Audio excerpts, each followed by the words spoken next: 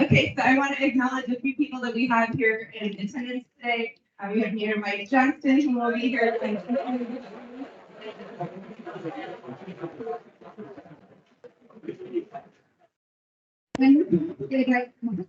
Council members, we have Councilwoman Campbell Romero.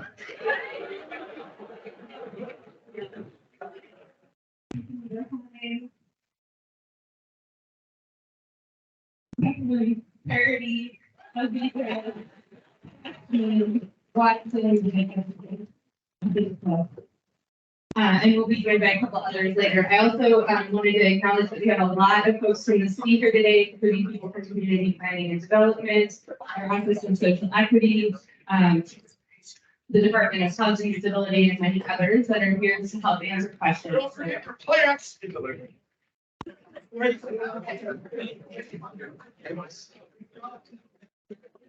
Denver Police Department Chief of Police Ron Thomas is here today, along with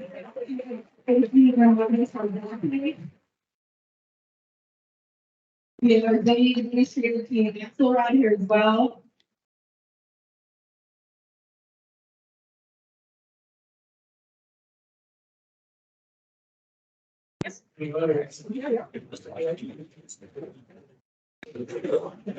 Okay, so this is our agenda for the day. Thank you for taking an opportunity to look at our information stations outside. You'll have more time at the end of the meeting today, including having a lot of those folks from the city available to answer further questions if they don't get answered during our Q&A. We're going to do a very brief presentation going over the information that we need to share with you today, and then we're going to try to open up for at least 40 minutes of Q&A. We'll go over our norms here in just a moment, and this will have, again, those information stations available for those of you who didn't get a chance before getting started.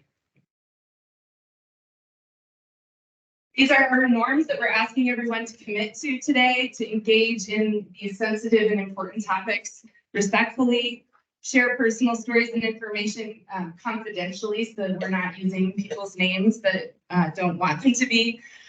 Please listen with an open mind and express disagreements respectfully and constructively. Everyone, please support the community, speakers, and the facilitator in keeping the discussion moving in alignment with our meeting norms, and avoid making judgments or assumptions about others' ideas or contributions. So we're going to ask that of you today as we proceed with our Q&A. And right now, we're going to introduce Mayor Mike. Paul speaking? Yeah, thank you. Paul Chandler, who's going to kick off the information for today.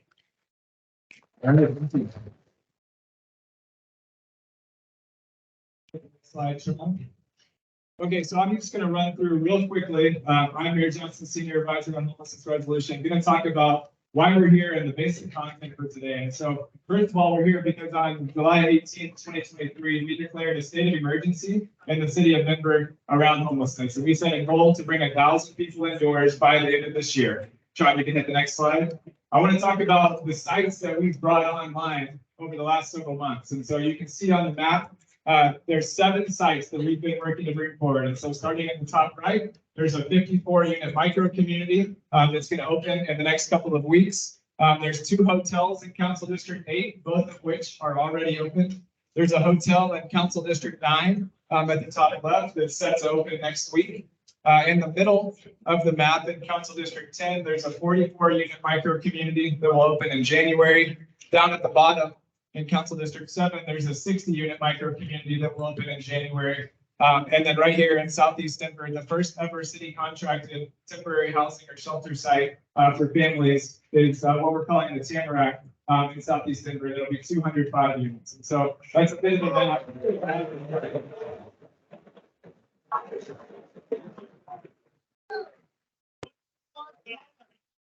And so just to tell you a little bit about the progress that we've made over the last couple of months.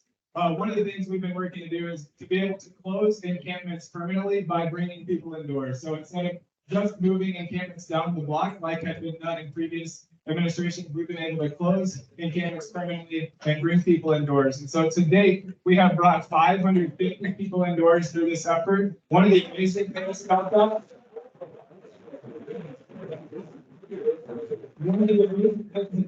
is 97% of those people are still indoors today. And so there's probably still indoors. And the next 2 weeks in Denver are going to be historic. We're going to bring 300 people indoors next week, and then up to 200 the final week of the year. And so we are pushing to bring these sites online and get them opening on over the next couple of weeks. Let's go to the next one. So I want to talk a little bit about this site and the change of use application, which is why we're here today.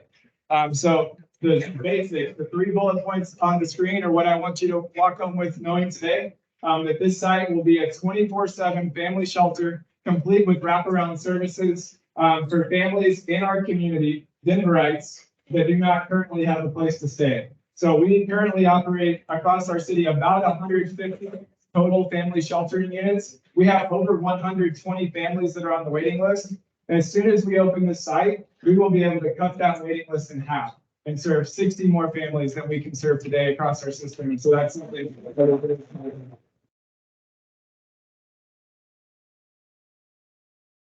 The reason that we're here is because we are filing a change of use application in order to change this use from a hotel use to a sheltering use. There is no rezoning that's required. The zoning already allows that. It's a simple administrative review process. We file a permit requesting that the change of use change from hotel to sheltering. And so we're here to inform you of that and tell you about that. And then the final thing, I know that people have questions about the nature of the deal. This site was listed for sale on the MLS back in August. The city has entered into a purchase and sale agreement to buy the site. We are also bringing forward a master lease in order to be able to occupy it immediately. And so I want to explain that. Has anyone in this room ever bought a home? Anyone? Yeah. So people have bought a home. If you bought a home, what you do is you go under contract on the home and you plan to close on that contract in 30 days. Over the course of that 30 days, you do your due diligence, you work on getting your financing in order, and then you buy the home. So we are in a contract to buy this home in a number of days. But what we are doing through the master lease is we are going ahead and moving into that home right now through the master lease. So we will eventually close on and buy this site, but in the meantime, we will be master leasing it until this deal is closed. So we'll take questions in a moment. I'm going to just get through the basic information. So we'll take questions in a moment. Let's go ahead and do that next slide. Please shut up. All right.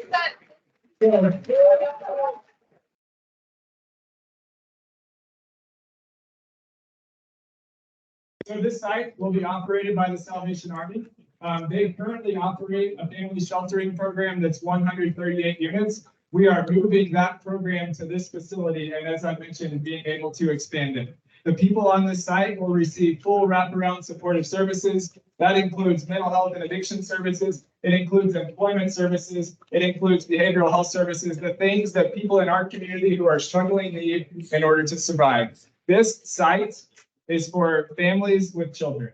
So children that are in DPS schools, children that are a part of our communities will be living at this site once the site opens. So, I know we're all here to discuss this today, and many of you have questions, but we wanted to show on the screen just a few of the stories of families that have come through this program within the last year. And so as we're having conversations today, as you're thinking about this site that's moving into your community, I invite you to hold these families in your mind. These are the people in our community that we're talking about. These are real people. This is a single mom and an epileptic son who has been served by the Salvation Army at this site. This is a divorced dad with 4 children. This is a single mom with 4 kids that are members of the DPS school system, members of our community. And so those are the literal people that we're talking about as we have this conversation today. And so with that, I'll turn it back over to Sabrina, and then we'll move into question and answer time.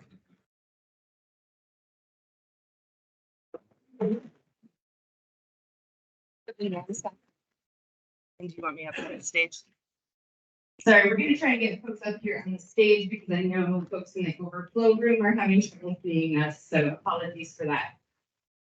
We're gonna start Q&A. Again, I want to remind you of the norms that we've asked and being respectful. Also, there are a lot of folks here today and we only have about 40 minutes. So I'm gonna ask that you please keep your comments and questions short so that we can make sure that we get to as many people as possible. There are gonna be 4 of us with microphones and we're gonna take quarters of the room. So just look for the folks that are gonna have microphones in each quarter of the room. These 2 folks standing here, we're gonna have 2 more up this way. Okay, and we will, and just raise your hands, we'll make sure that we get to you with the microphones so that everybody gets a chance. We're gonna go around the room so that everybody gets an opportunity to speak. And then we're going to try to figure out, I'm not sure how, somebody in the overflow room will be helping facilitate any questions from folks out there. I think they might need to be running. Okay, so with that, we'll go ahead and get started, and we'll have folks here available to, oh, I'm so sorry. Councilwoman Romero Campbell had some questions that she's received most frequently from constituents. Would you mind pulling that? That she wanted to share with you so that we can get those answered right off the bat. Okay. There we go. Thank you, Sabrina. Just first, I want to thank everybody for coming today, not only in this room, but also in the overflow room. I have to say, we've received a lot of questions, and we've also received a lot of questions asking about how the shelter is being run. So I just want to kind of put some questions out there, and so Mayor, if you could kind of kick off and start with some of these. A lot of questions, and again, I'm summarizing. People are asking about, kind of the deal and the purchase of the shelter and what does that mean? I know Cole just explained it, but maybe if you could go into a little bit more detail if it wasn't clear for everybody in this room. That's the first question. We've also had a lot of questions as to what does it mean to have a family shelter? Again, what are some of the entrance and requirements for being here in the family shelter? And then I'm also hearing a lot of questions about security. Security and safety, not only for those who are in the shelter, but safety and security for those who are outside of the shelter, who are other residents in this area. So if you could just kick off and maybe start to answer some of those questions, that is a condensed kind of compilation of the majority of the things that we've been hearing at this time. Thank you. Yeah, thank you. Tell the truth. Thank you so much. I think maybe you can turn this slide on, just so we don't have to slide on the whole time while we're talking. Thank you all so much for being here and looking forward to the conversation. I am a former school principal, so I've done a lot of auditoriums like this, so feel quite comfortable. I will say same rules apply, which is we will get to questions. We will not get to questions by the folks that stand up and yell the loudest. We will get to questions by folks that raise their hands. We'll come around to you. So in order to be respectful of those folks, we will wait for them to come here. I'm happy to stay here after. If you don't get questions answered in the first 40 minutes, I will be here. Happy to do other meetings. You're going to have all the time you need to get questions answered from me. In the process, I will ask you to be models, the kind of behavior we expect from students in this building too, which is respectful, thoughtful, patient, fair for people to disagree without being disagreeable. I think that's part of what we do as adults. So, right. We'll give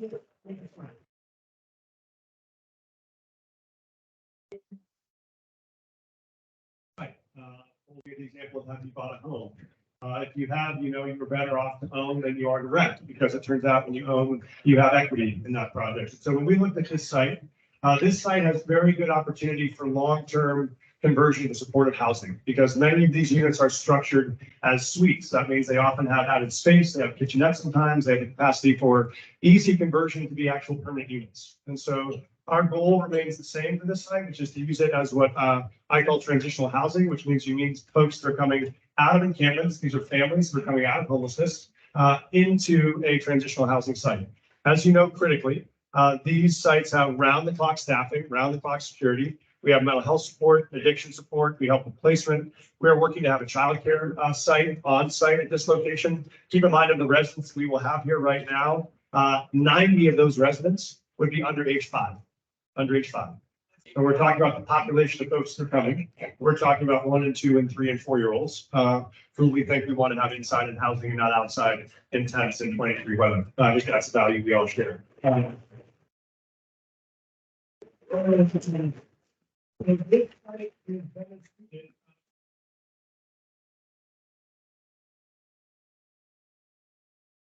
Lights? Yeah, sure. Fair question. Thank you. And I would rather stand down there, but apparently the people in the other room can't see me if I don't. Can we just move this camera? Is that what they see, Trump? Yeah, I think that's what they were trying to do. Maybe you can turn it backwards. Is this better? I'm down here. Okay. Just don't trip over. Yeah, watch. I pull this down. Thank you. A little bit of AV adjustment. Okay. We can just get word from someone next door if that works. If it does, that's great. Thank you, man. So for this reason, we like to, whenever we can, own a property that we are supporting for two reasons. One is it allows us to have more control and accountability over the site. In the past, we've had other sites that were owned by providers themselves. And then if the provider owns that building and provides the services, if you come to us and aren't happy with the services there, it is much harder for us to hold that provider accountable. When we own the site, we work with the provider, we partner with them, we support them, we set expectations, we have good neighbor agreements that you all build. And if those aren't successful, we have the path to make changes. It also means it's better use of taxpayer dollars because we can acquire the site rather than paying a lease every year. And then whenever it moves to affordable housing, we can either develop that ourselves or we usually sell it to a nonprofit partner that would do affordable housing. So that's why we moved into an ownership. So we will own this property directly, just the city. That will be the structure. Take 2 steps up so people in the back can see you better. Right there. Thank you. Yep, perfect. Thank you. So the city will own 100% of this project. Yes, that is true. So I'll come back to that. Let me just finish answering the questions. And so then there's some questions about safety. I think was the other one, Councilman Campbell. People inside and people outside. So this is really important, which is I think many people I talk to who have concerns, which I totally understand, are based on their experience or their visits either to congregate shelter sites or to current encampments. And I say that the single most unsafe thing the city can do would be to keep doing what we've been doing the last 10 years. Because, and that, by the way, is the single most unsafe thing to do for neighbors that are housed, not just for those that are unhoused. So right now, the single unsafe thing in the city are unsafe, unsanctioned, unstaffed, unsecured encampments. That is what is driving the single largest instances of police calls around the city. This is the opposite of that, which is at these sites, there is no walk-up access. It's not like a shelter you've seen downtown where folks come in for a meal or come in for overnight stay. These are all residents with addresses who live there. You cannot enter often or exit unless you are a registered guest. Often the Salvation Army has been very good about having quite restrictive guest policies. So you can't have 6 people over. People can't come in and look for folks. You have to be a registered and admitted person to be able to visit. And then you have staffing around the clock to make sure that's the case. If you want to visit the other sites that have been opened, you should. I took my 85-year-old mom to visit one last week, and they are very well kept. They're clean and they are safe. But we also, it's very important for us to make sure we support security outside the site. That also means what you won't see here that you might have seen in other congregate shelters is you won't have people camping in the parking lot. You won't have folks wandering and loitering outside. You won't have folks coming up to and out of the site each day. That is true for congregate shelters who take anyone off the street each day. That is the opposite of what this structure is, which is safe, dignified, stable, private, individual units that have staff and registered entry. So that's a little bit about how the sites are structured and why they are so different. I'll give you the example, which is to the encampments we have around the city right now. We have significant safety risk. We get somewhere around 6,000, 7,000, 8,000 calls a year to those sites. When we look at the types of sites that we are talking about here that have round-the-clock staff, security, stability, you see about 100 to 1,000 of the total security risks on these sites because of the stability. So I think that is both true for residents, it's true for the neighbors as well. So I will stop there. We'll start opening up other questions, but wanted to lead with that content and look forward to opening into other questions. Great. Thank you, Mayor. And I'll make a deal. I'll try to keep my answers short. If you can keep your questions short, we can get to as many as possible. Great. I'll start here. Hi, you talked about the permitting process. Is that a done deal or is there a vote or do we have any input for that? You want to take that? We'll walk you through the permitting process in terms of timeline. So as I mentioned, what we are doing is filing for a change of use permit. And so that is an administrative review process. The process is not yet complete, but the zoning allows for it. And so we are submitting an application to change it from a hotel use to a shelter in use that will be filed with the zoning department and reviewed and approved by the administrator, the zoning administrator. And so that is not yet done, but that is in process. And this meeting is one of the steps in that process. And so following this meeting, we will be applying for that permit. And our zoning administrator is here today, so you'll be able to speak with community planning and development in the hallway afterward at one of our information stations. We're gonna go ahead and kick it to Tim. But do we get so much? What about community input? So I'm a Denver Public Schools teacher, and this year we've actually been serving a lot of students who are living in the streets. Well, we know whenever they find shelter, find housing, they tend to do better in school. And I was just wondering if anybody could talk to the benefits when children find housing.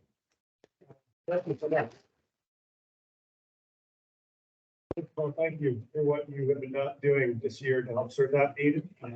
What you said is exactly right, which is we know that once students get stably housed, it's much easier to first get them enrolled in school, get them dependable access to buses and the services and supports. They have a place to do homework at night. They have a safe place to play. They don't have to worry each night where they're going to sleep or how they're going to get their next meal. And so the single most important issue for kids as well as for families is the initial stability of housing. And so we know that they do dramatically better as families have less stress. Kids perform better. They have stable meals. They have stable supports. And so that is why we have always wanted to have a family-based site. And that's where Merrill Campbell advocated strongly for this site to be that family-based site. And so this would be our first one dedicated to those children.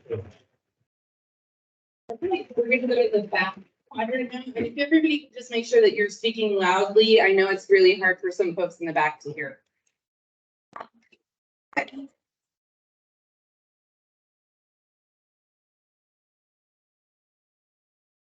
Is the vote on this lease, as you, I think, told me on Monday with the council? And second of all, is this a low barrier shelter, or will this be a high barrier where only families and children will be housed? Thank you. So first question is, there is a vote on Monday on part of these components about the shelter access. Let me tell you two things. One is this is a low barrier site. Let me tell you what that means. But let me answer your second question first, which is this is, yes, dedicated to families and children. This is a families only site. That is what is designed to do in its purpose. So that's critical. I'll tell you what I mean by what we mean by low barrier, which is what this means is what the question from the school teacher over here, which was what we know is the first step to stabilizing people who are currently in shelter is housing. And so that means if you have a mom who got evicted from a previous unit, and so she has an eviction on her record, and it's hard to immediately get access to a unit, the ability to be able to get access to transitional housing first, there get stabilized, get job training, get a job back, get childcare, and then be able to save up money to move into a permanent leased unit. That is the path. So the goal is for all of these families to move into their own permanent housing after this stop. This is not meant to be a permanent stop. It's meant to be transitional. But the best way for us to stabilize those families is to get them off the streets where they're worried about kids being exposed to elements or safety or assault, and get them into places where their basic needs are met. So we can help them get to the next stage of permanent housing. Okay, we'll go to the front over here. Hi, my name's Brian Smith. I'm a homeowner in the Hutchinson Hills Willow Point neighborhood. My home's 0.9 miles away from this proposed shelter.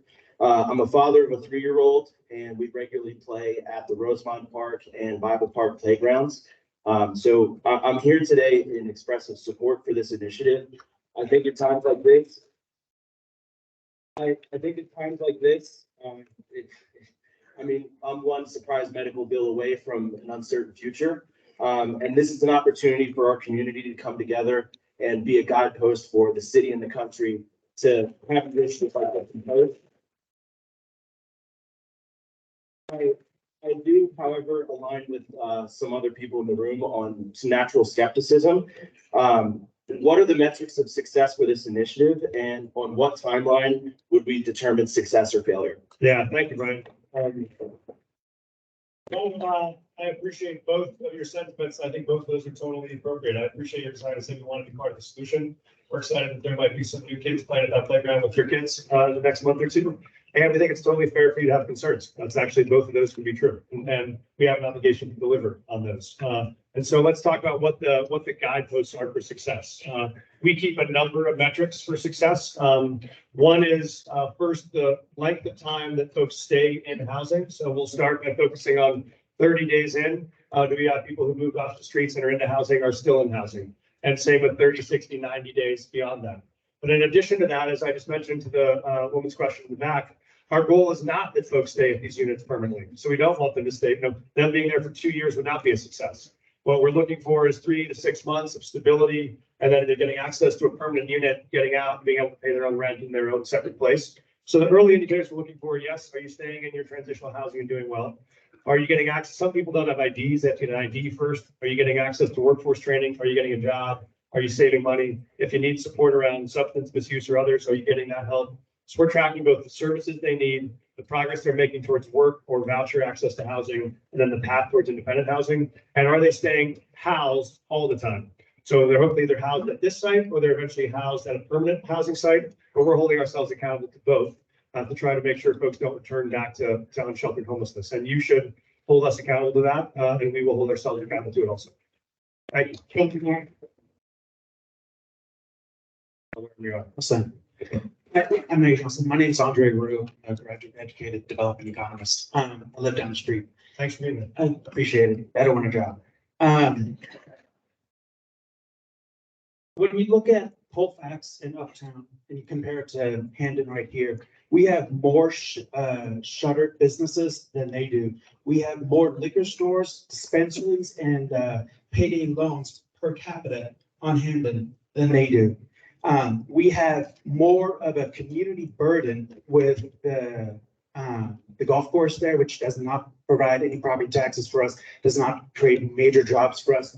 We have the funeral home and cemetery there, the newest one in the city. Doesn't provide any housing, doesn't provide any real jobs. It's a burden that we as a community hold, and we're happy to continue to do so. One thing that we're not happy to do, however, is we do also have one of the city's strip clubs here, and the Supreme Court has ruled that strip clubs like that produce secondary effects, and we're seeing that in our community. If you just do the economics of it, we can see that there's no development happening around it. The city has that strip club under a conditional zoning, meaning that it has to have community support in order to continue. Can we get a raise of hands who still wants the strip club? Great. So three people. That was a dangerous vote. I know, right? My point is this: if we're going to hold this shelter and step up to it as a community, we need the support of the city in order to build up the area around it. Because homelessness, that's the biggest thing, right? The biggest risk to these families is that they don't get housing and there's not economic opportunities waiting for them after it, right? So will you commit, having seen the 3 votes in this room, to doing something about building up our community, dealing with the shuttered businesses, and getting us into a zoning that actually helps? Thank you.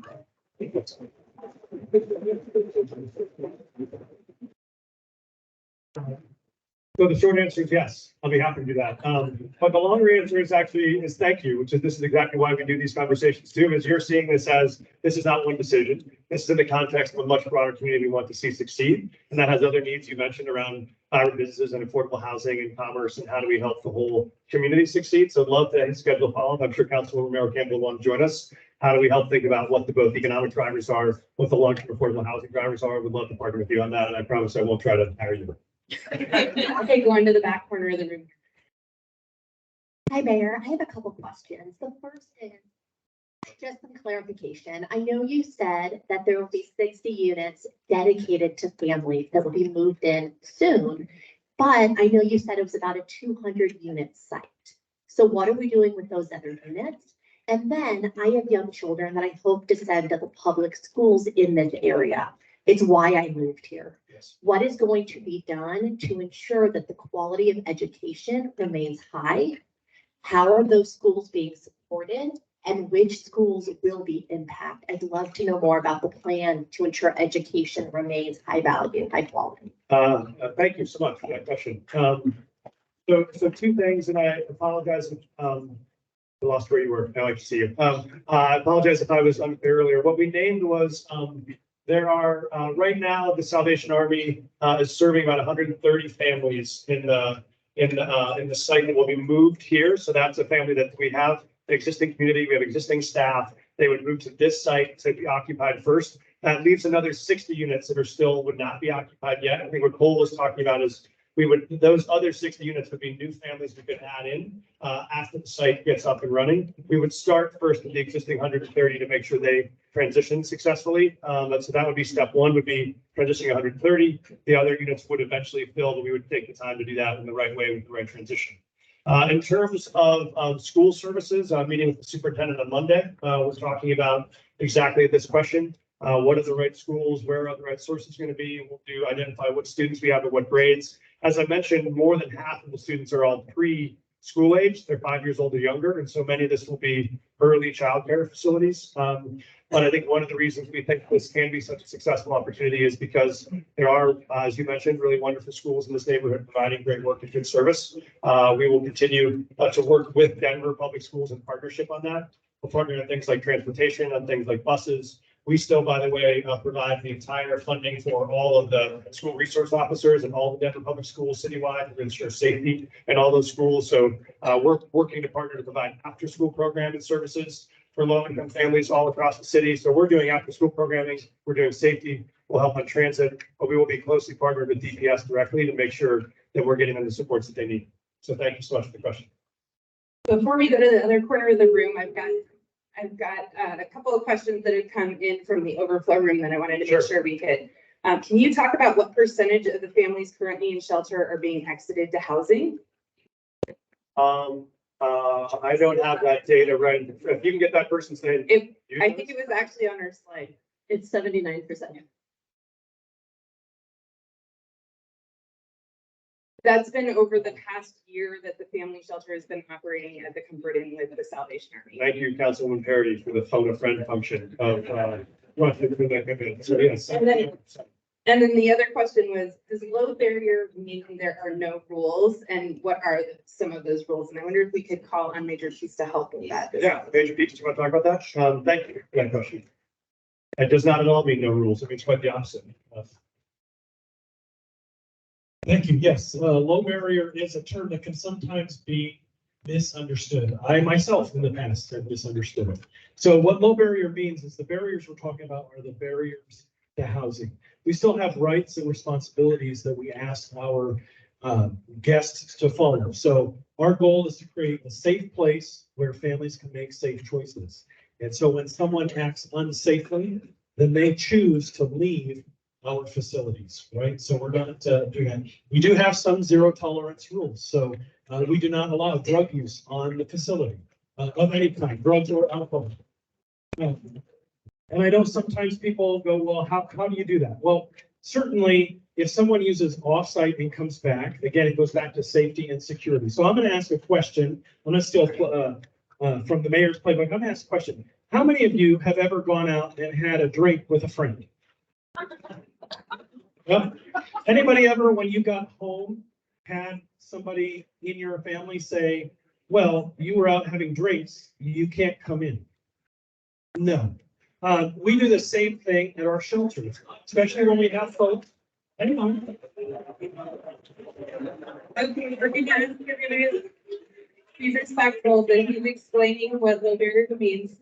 Okay, so Question out. we might have folks who are working, and after work on a Friday, they go out with some friends. As long as they're being safe and responsible when they come back, as we're helping them get stability, we're not going to say to them, oh, you were out having a drink, you can't come back in to where you're at, right? So it's that. Again, Okay, we're gonna do one question at a time. Please raise your hands if you have a yes, question. our goal here is to help our unhoused neighbors develop stability and understand that just like all of us as Americans, they have rights, they have responsibilities. Nobody means that there are some, like I said, no drug and alcohol use on site, no domestic violence on site, those kinds of things, but it doesn't mean it's just a free for all. Thank you, Major Peace. And for those of you who don't know, Major Peace is the head of the Salvation Army here in Denver. You're going in order in quarters, and so you want to find the person who has the microphone in your quarter, of the room, and we're all keeping an eye on and trying to go in order for our quarters. So we're gonna go to the back corner of the room.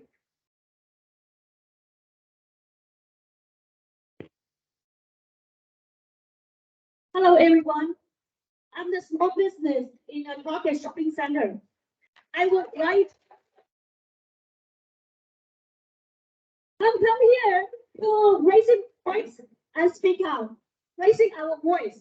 Okay, I will say no. No homeless people move into an Embassy Suite hotel. This is our voice. This is our voice. Finally, first, property value will be suddenly decrease in value. The crime will be increased during the young youth, and who will be considering criminal behavior due to his property and homeless hotel. Many people will Many people will want to move out this area and sell their home or condos, apartments, because who want to live in the neighborhood next to the homeless, then we feel unsafe. The home area and the community will be dead. All the restaurants, stores, and hotel companies and all the business in this area will be suffered due to loss of patrons. And we're working so hard for survival in a pandemic.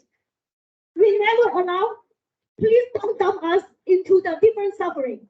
We are a small business, okay?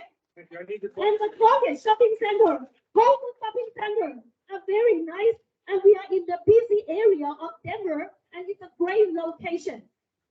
We were working so hard to build up such a nice neighborhood, and we would never allow anybody to destroy beautiful environment and great community. And parts in this area are already a problem. Thank you. Give a question.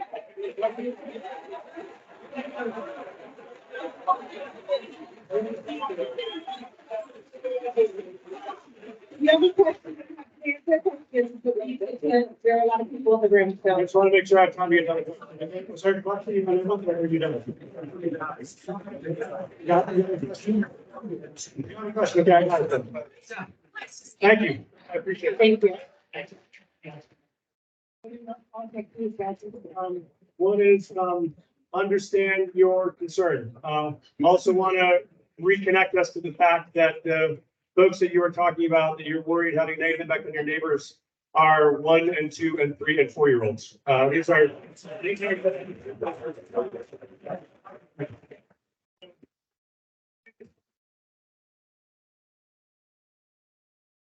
Okay.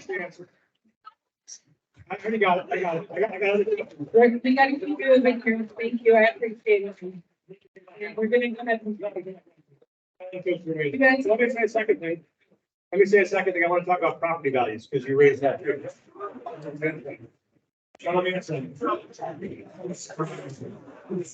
Okay, we're happy to take that from you and we can help Give us a make sure that Okay. it's. Thank you.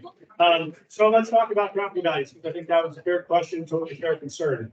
And so we brought out I had the assessor do this evaluation on our most comparable site, which is actually the site in the city that has had 2 functioning hotel sites as homeless shelters over the last 3 years. That is up on North Quebec.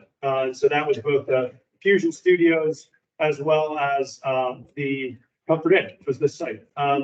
The property value changes over those sites in the last 5 years while they've been there has shown that the property values in those neighborhoods within half a mile of the site have gone up 5 percentage points higher than the citywide average. Hold on. You're welcome to ask questions. I'm happy to answer them. Happy to share with you the assessor study. Same is true within a half a mile of the site, same is true a half a mile and over. And so the reason why is this is a very different structure than what you see in currently unsheltered homelessness around the city and county of Denver. When you do have security, when you do have staff, when you do have wraparound services and supports, you do find people are dramatically more successful and the risks are dramatically lower than they are right now in the places where you have unsanctioned camping. Where you have places where there are unsanctioned canvas going on in front of people's homes or businesses, those are having really negative impacts on property values. That is true. That's why we want to close those encampments, wanting people access to housing where they have access to services, and that is what this structure does. Okay. Okay, we're gonna go to the next question in the front. corner. Yes, we are going to close those encampments. We have them. We closed 5 of them already. Next question. Are you ready? Front corner? Yeah, we're ready over here.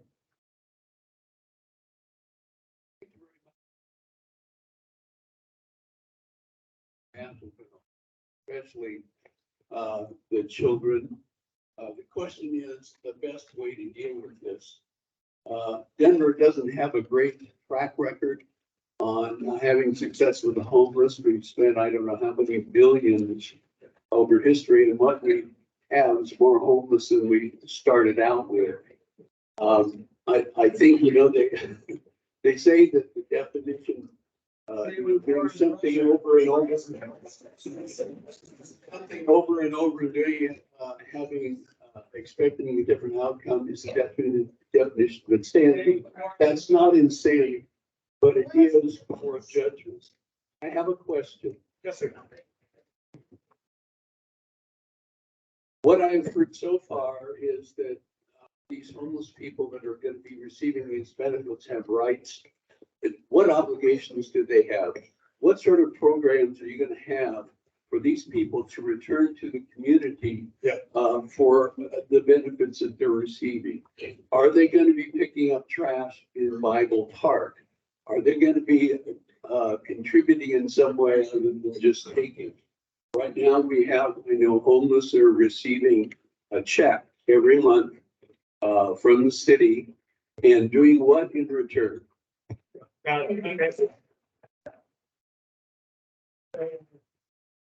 First is I agree with you that I think what we've seen is that the previous strategy did not work. What we've done over the last 10 years has not successfully either gotten people off the streets into housing, and has not successfully closed encampments to be able to let everyone have access back to all the public spaces around the city. That's why we've changed this approach, and that's why we are very optimistic about how much this approach is working. So if you go now to places where we have closed those first 5 encampments, 2 things have been true. One is 100% of the people we contacted and offered access to transitional housing all said yes, 100%. Second is 97% of those folks, as Cole mentioned, are still successfully housed. That is working.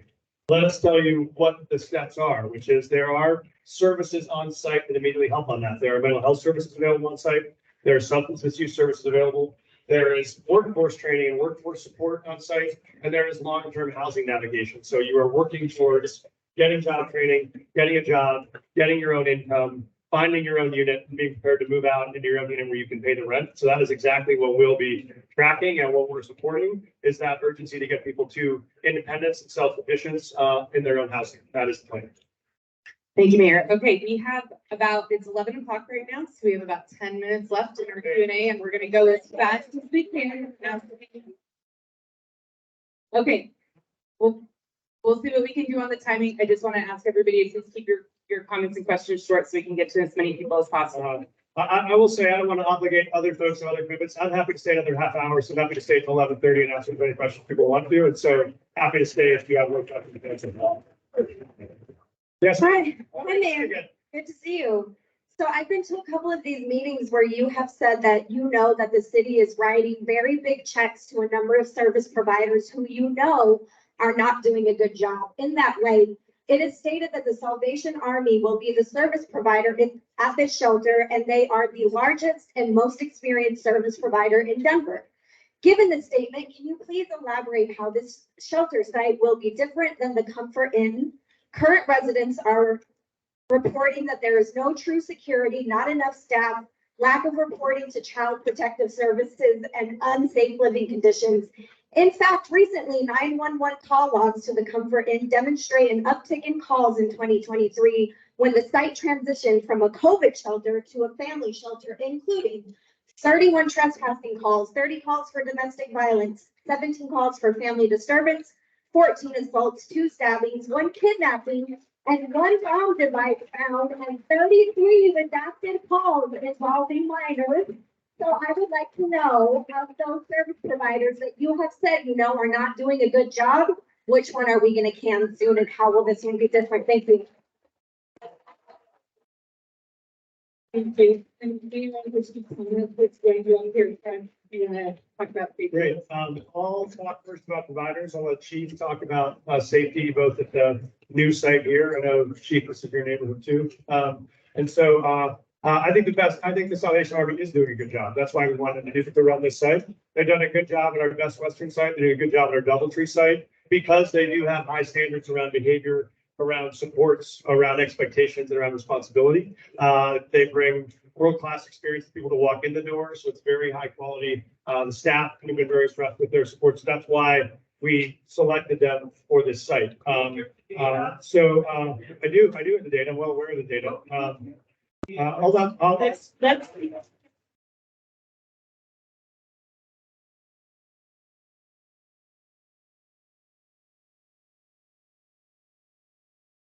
In my council district and in my neighborhood. Yeah, that's right. So that's where I live. We are excited about that. We're going to be committed to being successful. So that's why we're feeling the same thing about our operations here. So those are the stuff. That's also why we thought this was best situated for a family site, because we do have the atrium. We do have opportunities for childcare on site. We do have better safe places for kids to play. Those were not true. The company, it was not an ideal site for children. That's why we had some of the challenges there around child supports and child safety. This is actually a far better structure for that. That's why we've done it. Let me go over to Chief. Anything you want to add, Chief, about public safety at this site, and also. I think everything qualify my comments by saying this is my community. I actually went to this middle school saying probably quite poorly on the stage right here. And I currently live in the Southport Park neighborhood, so I can walk, very short walk from my home to this new site. And I'm not the least bit concerned about it because I understand how this process works. This process works to get families off the street, take people out of unsheltered homelessness, allows us to shut down these encampments, which quite frankly eats up an unbelievable amount of my time. I spend 4,000 or 5,000 calls a year responding to illegal encampments across the city. Now, if I don't have to do that because these camps are closed because of this resolution, that's going to give us greater capacity to be responsive to communities like this that have concerns, legitimate concerns about safety. We'll have greater capacity to be present, to help provide security around this hotel, throughout this community, and throughout this city. So I'm actually quite looking forward to this resolution taking place, because I think it's actually going to be better for not just this community, but all communities. Thank you. Going to the back corner of the room.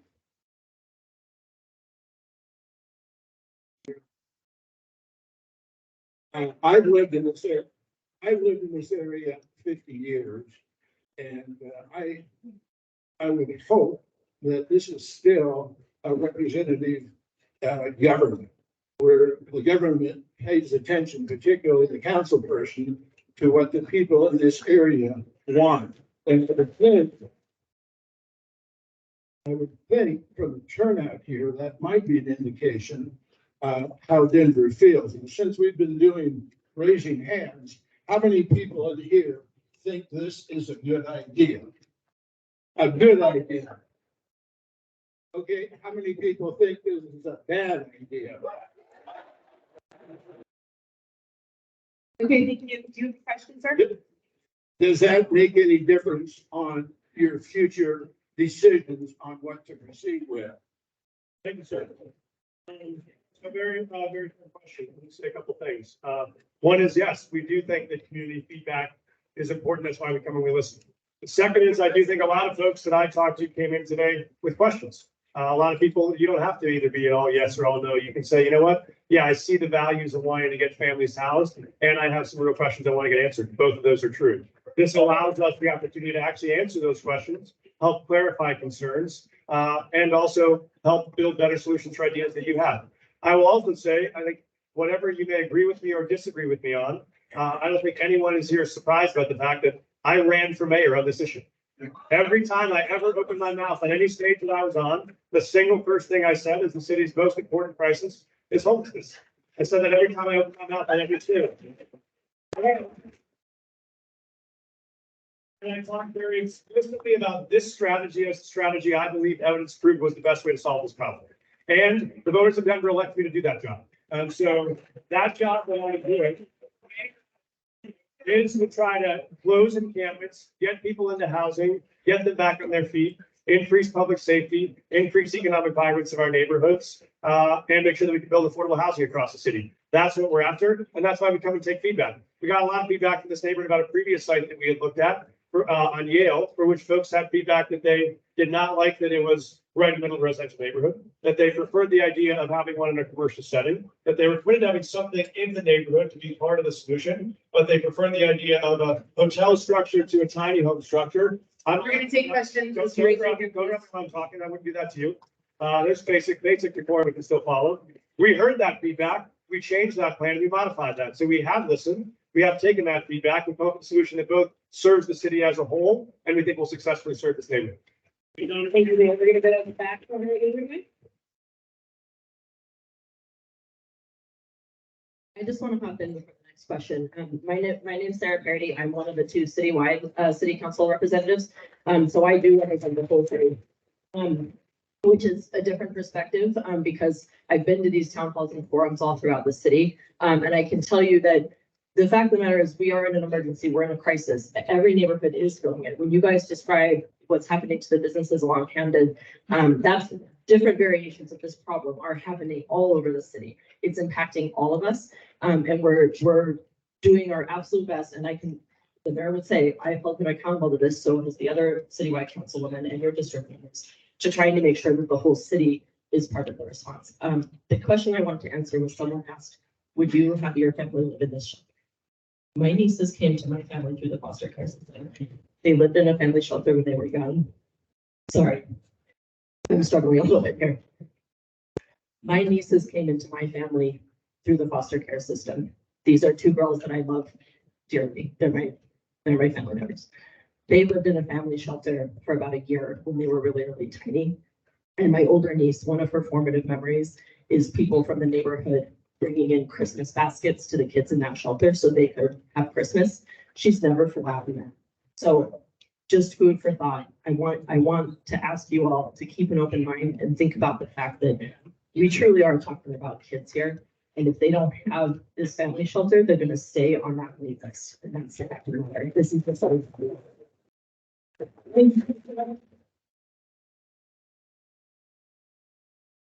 We were going to was it the back room? Yeah, back part of the room. Just a quick question, political speak here. Why, if you're dedicating it, why not make it required to be families so that it is families and you're making a commitment and you're holding that commitment to this community? I don't know if you're talking about like a statutory change or we have planned this to be a family site. We have no plans to do anything different. So that's my commitment to you right here. If, I don't know if you're actually.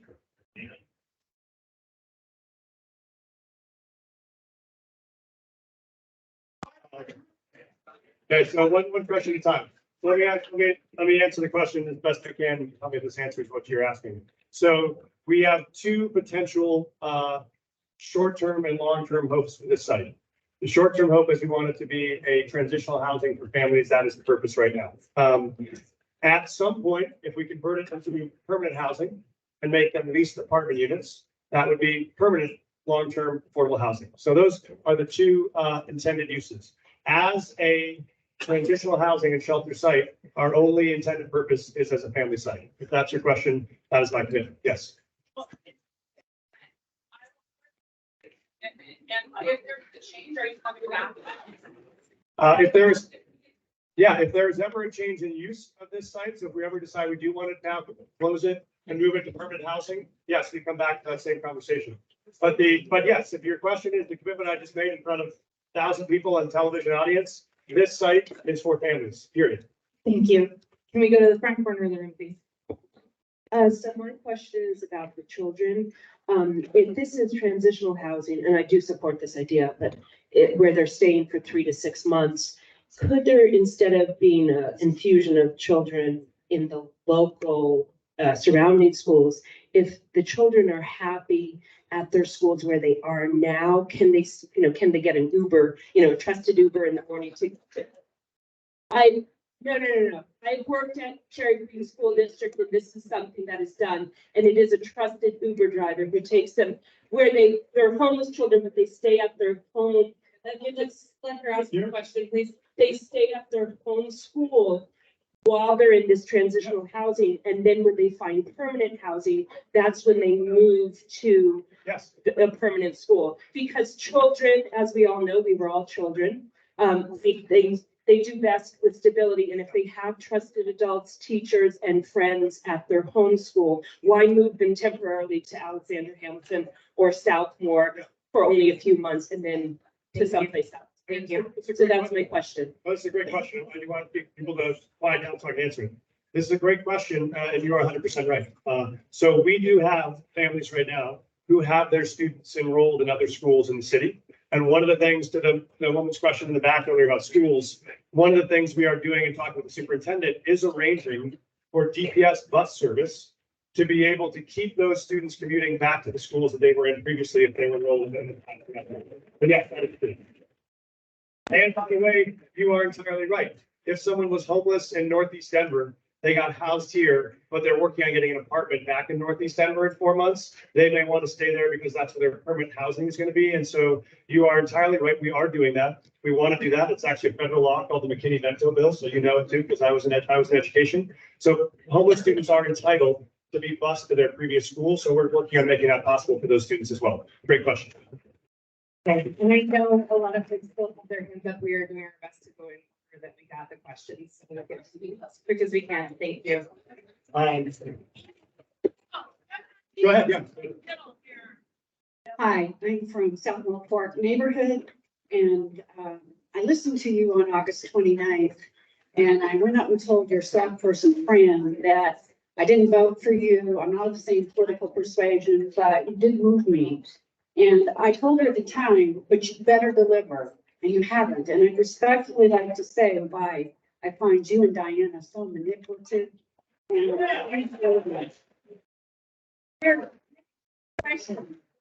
First of all, at that town hall, you said you wouldn't allow drugs and alcohol. You recanted in less than a month later. You also said in the Overland Park town hall, a similar question, and you recanted. And you have been floating, you and Diana have been floating this misconception about, we can't talk about who's behind the deal because it's a private company. It's not, it's you. It's the city. You bought it and you paid an extra $10 million for it. So my question is, would you sign a legal binding agreement with our neighborhood and those surrounding you, holding you to standards? Because first of all, Mayor, our parks are already not even safe. There's fentanyl, there's drugs, there's people urinating and defecating in your park. And I would ask the city council, you are a last firewall. Stand up and do the right thing and vote no Monday. Okay. Answer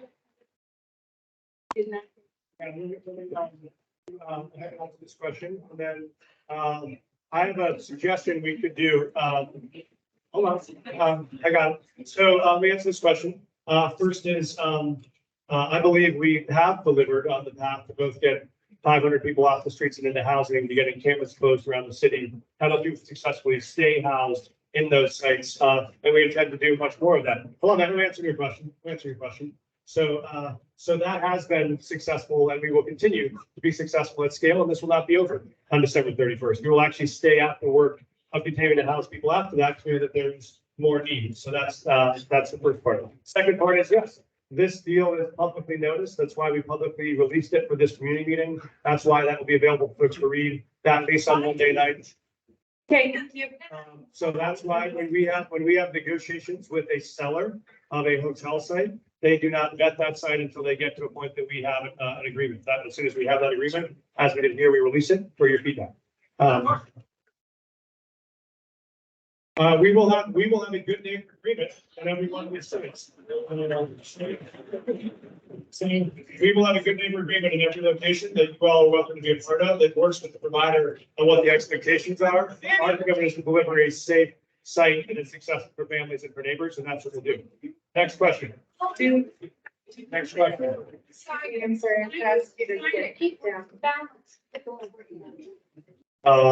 Let's do that. So let's do, here's what I think we'll do, given the volume of questions. Hold on, I'm not gonna answer.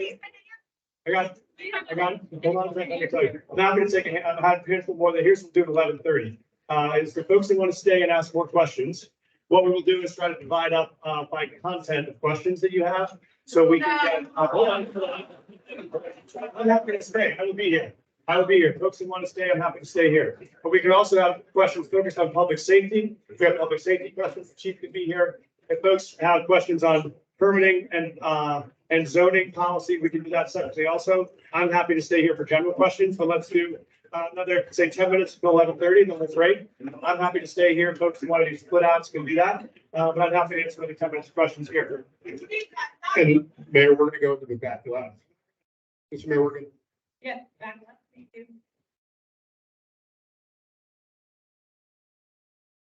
Mayor Johnson, as a former homeless person and living at the 3300 Tamarack Apartments, I wanted to ask, given the state of emergency regarding homelessness, why aren't we enacting rent control? See you, but thank you for the question.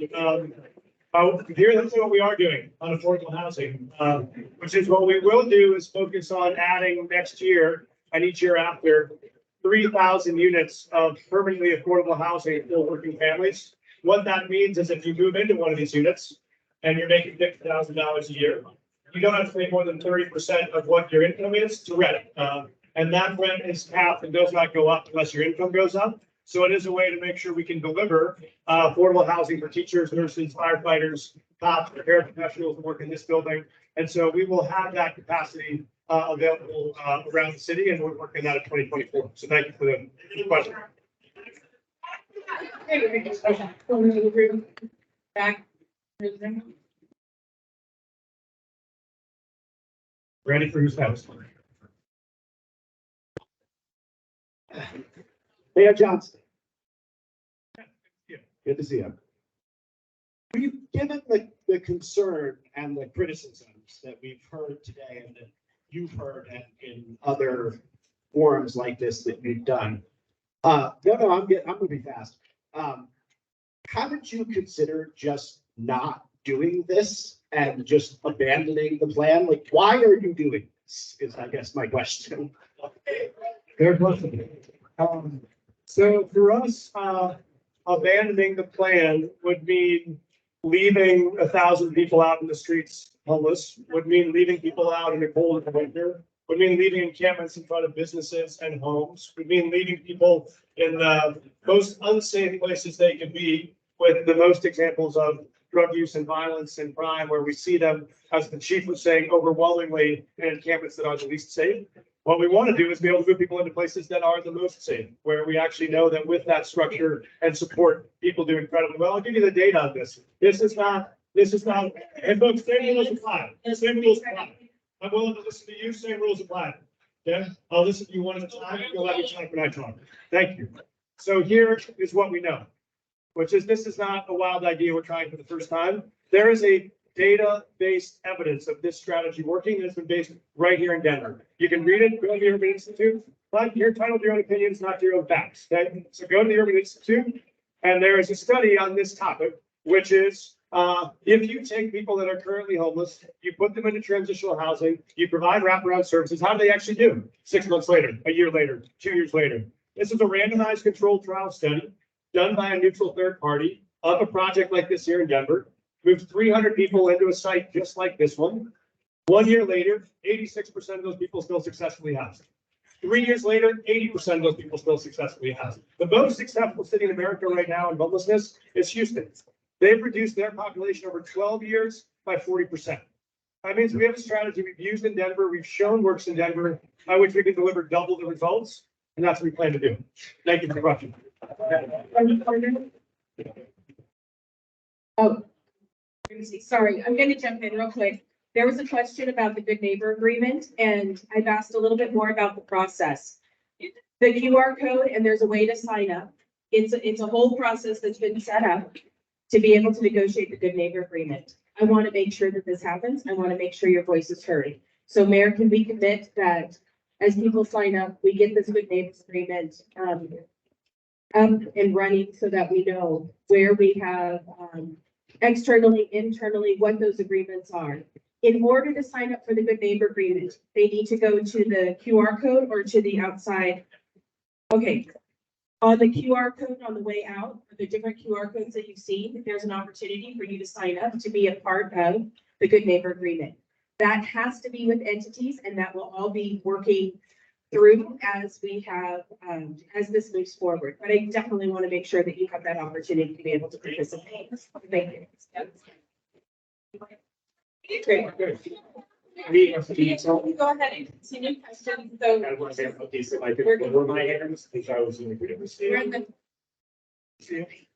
And ma'am, I see you too. I will make sure I get your question. Yep, I know a lot of folks that have their hands up for a long time. We're doing our best. Yeah, just to be clear, we're not trying to avoid it. There's just 100 hands up in the air and one question. My question there is about what does happen after December 31st. I'm very interested in learning what tenants for this site or potential future sites.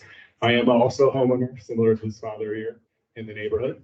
I have a 6-year-old and a 9-year-old. We play both at Rosamond Park and Bible Park, also Southmore Park and Hutchinson Park. I had to look up the name. It's called Statue Park, where there's folks that live near this site. You know, there's great few animal statues that kids can play on. We will still be taking our children to all of these parks. We will still be keeping our children in Denver public schools. My question is about what's happening after December 31st. And I also just want to tell my neighbors here in the audience, we are all much closer to this happening, being homeless, either to yourselves personally or to your friends and family than you believe. I was this close to living on the streets when I was in my 20s. And my company is the one that happens. I had supportive family members that I could move in with after I lost my job to get me back on my feet. And now I'm in this neighborhood. So my question is, what the plans to continue helping families in these types of ways beyond the December 31st? Thank you. I want to be mindful, ground rules are, we're not going to shout down folks we agree with or disagree with. So you can let them ask their question. I'll let folks that disagree with me ask questions and I'll listen. We can do the same thing. So the plan after December 31st is 2. One is we will add more units for folks that are not currently housed. We will house 1,000 this year if we're successful. There are about 1,500 people in the city at the last point in time count that are currently unhoused. If we add more units, it allows us to get all of those folks into transitional housing, but then more importantly, the focus becomes getting those people into permanent affordable housing, which is why we'll spread our focus to affordable housing across the city. And that is not just about supporting folks that are previously unhoused, although that's also true. It is about supporting working families all across the city. Right now, 50% of the families who live in Denver tonight cannot afford to pay the rent in Denver tonight. That is true. And so this is an ambitious plan for 1,000 people. We have an even more ambitious plan to get 3,000 affordable units for all the working families in the city who are struggling. That's what we focused on deeply in 2024. Thank you. I think we're going to go to this front corner. So my biggest question is, what are you going to do for those people that are living next to this in terms of raising insurance costs, raising HOA costs, because insurance costs have gone for the HOA. I am being pushed out of my house by this if the insurance costs go up any more than 10%. I will have to either move out of state and leave my father behind who needs my support. He's a single widowed gentleman who actually does need support both medically and through paperwork. And also I will have to uproot my entire family because I cannot afford other housing in this state. We managed to move into this condo barely. And we would like to raise our child in a state where both me and my husband are native and born, and all of our family, his brothers are here, my brother is here, his parents and my parents are here. We would like to stay. But what are you going to do to help buffer our costs for your initiative? And also, what are you going to do to help with healthcare for this very vulnerable healthcare heavy population that you would like to move into this neighborhood? Both the children and the adults, because of the situations they've been in, have more healthcare needs than the average person of those ages. And this area already doesn't have enough general practitioners as well as enough emergency care locally without large transport. So you're going to push other people out of spaces where I can't find a pediatrician for my child in this area. I have to go to Central Denver or further. So we already have those issues. What are the solutions for those problems? Thank you.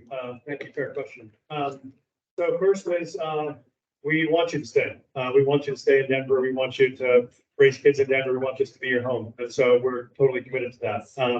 And so this is why one of the things we talked about is, and people mentioned earlier, other public safety concerns around the neighborhoods. We hear those in other neighborhoods as well.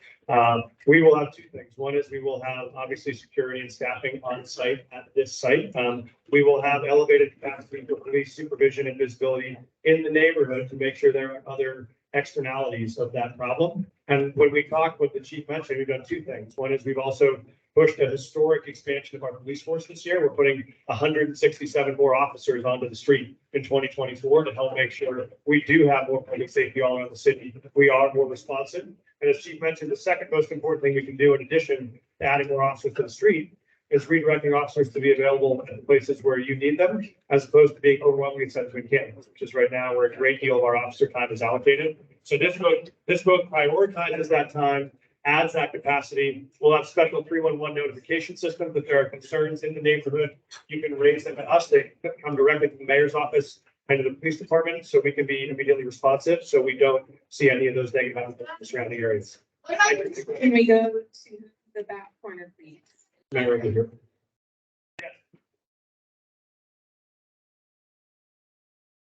May I ask by a show of hands, who here does not support housing for children?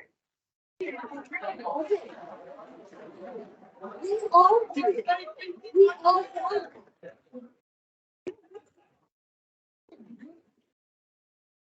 One moment, please. We all want that. And I would respectfully submit that part of the foment of resentment here is that these are decisions that have been made about our neighborhood without our input. This is not representation. This is a renunciation of the democratic process. Yeah. And I deeply resent that we are somehow seen as being vilified for not wanting this. We are all compassionate people. And had you come to us and proposed this in a timely manner before you signed to buy that building, then perhaps there wouldn't be this kind of meeting, because everyone knows that this is a problem and everyone wants to help. However, this is being shoved down our throats. Yeah. Why are you doing this public forum 2 days before you sign the lease?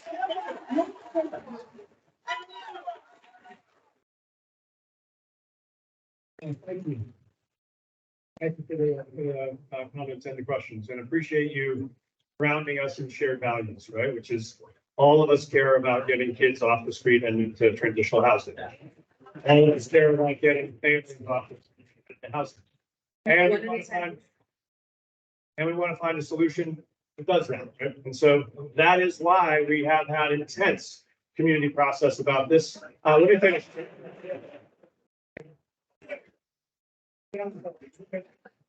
Hey, folks, let me finish. Thank you. It's not productive for you to yell. I'm happy to have a meaningful conversation. Thank you. I will if you'll stop talking. Thank you. So here's the question. So we've had 60 community meetings over the course of the last 100 days in neighborhoods all over the city, including I don't know how many in South Denver, but in Southeast Denver, probably 6 and 10. So we have had this. We have noticed community meetings whenever we have opportunities, and we come for feedback. And so the challenge is we're going to do both. We will take feedback. I have not signed an agreement yet. We have already had, that's why we're having this conversation before we do that. Do we think it's a good strategy? We think it's a good site? Yes, we do. We're making our best case for why it's a good site? Yes, we will. Are we accountable to being able to make change if the site doesn't succeed? Yes, we are. But we also have an obligation to make sure we can help provide services with urgency, and that means serving 7 or 8 different communities around the city all at the same time, and that's why we come to have conversations like this. Okay, we're gonna go to this back corner here.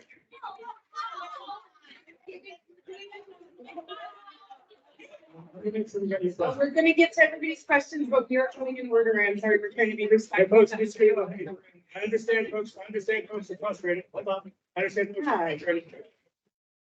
Hi, it's my turn now. Thank you. I can't answer questions if we all can't listen. Okay, we're going in the back corner and then we'll get into the next corner.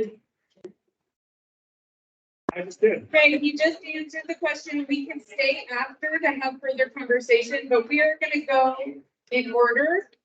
Next question in the back. Thank you. Hi, my name is Melissa Makia. I have been a lifelong Denver resident. I grew up here, watched it change. I've been very lucky that nonprofit opportunities have given me the chance to actually stay in the city so that my kids also go to DPS. And so I have a deep understanding of how important this is and how, hey, I'm talking, it's my turn, thank you. Everybody else got to talk, thank you. Okay, one at a time. I am from the city, my kids are in DPS. I have seen how important it is to stabilize families. I am also a housing policy professional, so I see it every day. So my question that I would like us to address, because everybody has feelings about where people should live, is what happens to these kids and these families if we don't bring this online?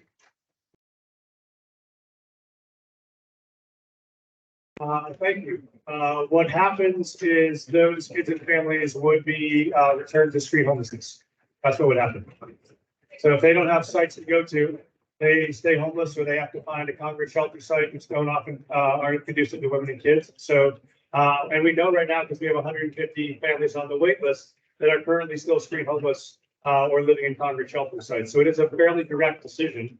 We open this site that is well suited for families, and we get 200 families off the streets into housing, or we leave those 200 families on the streets or in congregate shelter. Those are the choices. Hey, this is front corner. Yes.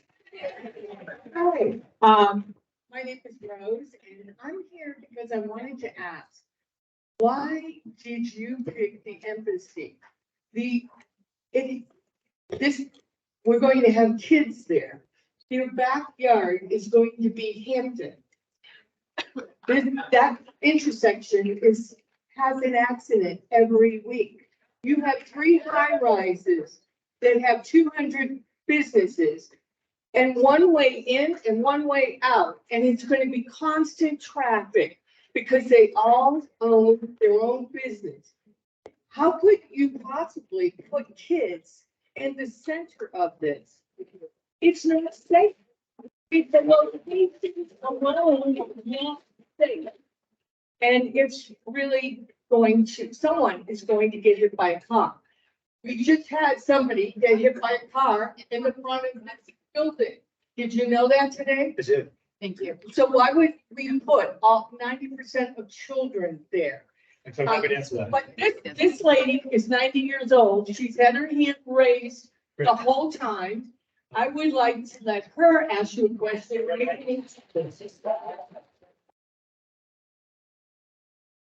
Thank you for being here. Can you speak into the microphone?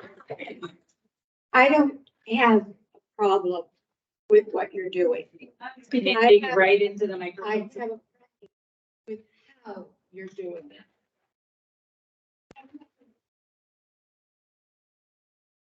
At my age, you can't do anything to me. So nothing that you do hurts me. But the people in this community can be, they have jobs to control, they have jobs to be responsible for, and they have, they can't speak out nearly as easily as I can. My questions to you are, the examination or the processing that you're using for the people that are going to control or man or help or service or be there in this apartment house. How are they qualified? And to what degree do we have any recrimination to come back to? And the biggest thing is, are you going to answer the phone? Thank you for those questions. Thank you so much for having me here. And while there may be nothing I can do to hurt you, I'm hoping there's some things I can do to help. So I'm hoping I can make your experience a little bit better. I'm also hoping we can make it dramatically better for the 200 families who find homes here. And so let me talk about both of those. First, to answer your question, why the Embassy Suites? Very good question. There are two reasons. One is the internal atrium of the Embassy Suite does allow for concealed protected play space inside the building without it having to be outside the building. The second is actually the structure of the units, that they are suites. Our other hotel sites are simple, regular, single-family rooms. So I have 3 kids. If you travel with 2 or 3 kids, a single room hotel is quite hard to navigate with the family. These have suite structures that allow us to have larger families and allow us to have things like cooking space and other potential kitchenettes. And so that's why both the internal play space and the actual unit structure is much better than other sites. That's one reason why we do that. So very, very good question. We are aware of the Hamden traffic concern now, so that's why the dedicated play space we have is inside. Are you going to put a fence up? How are you going to protect them? It's very busy. Yep. It's Very often we do, I don't actually have to let Salvation Army know if they're planning on doing a fencing, so I don't know what that design would be. But let me answer your question, which is we have vetted folks based on their experience and success in running sites like this. And then importantly, what you said, you do very directly have input and oversight over the partnership with that provider. That is what Councilman Romero Campbell described as the good neighbor agreement. And so let me finish and I'll be happy to answer it. And I would tell you how I'm going to be accountable too. And so people that want to be involved in this, that good neighbor agreement is the place where you talk with Salvation Army about whether you would like to have a fence, whether you think there should be a curfew plan, whether you want to know what the visitor policy is, all things that they would work with you on the expectations that you have for the neighborhood. And then you both can come back to them if they don't hold up their part of that bargain, and you can come to me. Let me tell you the other part about my willingness to be available, which is I will be continuing to be here for community meetings and conversations well after this is open. I'll be down here once a quarter, every quarter, to talk about all of the issues in Southeast, including strip club that the gentleman's concerned about and other issues in the neighborhood economic development, as well as this issue. So I will be regularly here. And I'm happy to come join with Councilman Romero Campbell on community conversations about this. Did I miss something you want to ask? Yeah.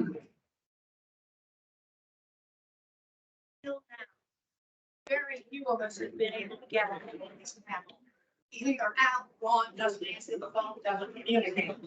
I'm happy to give you my business card. We can have it direct. Being able to talk. Yep. Or be able to talk to them. We have no. Nothing. Okay, I got it.